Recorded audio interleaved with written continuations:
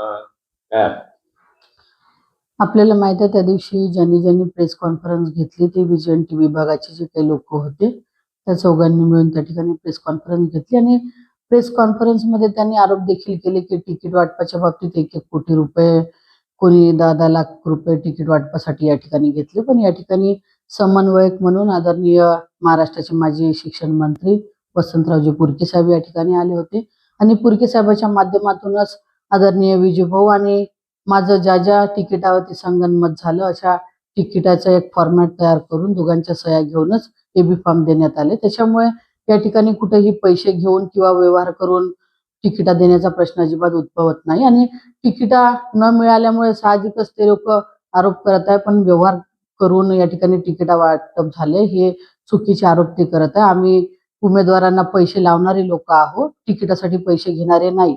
त्याच्यामुळे असे बिनबुडाचे आरोप जर का कोणी करत असेल तर हे आरोप आम्हाला अजिबात मान्य नाही. लोकशाही मराठी ऐका, पहा, जागरूक रहा.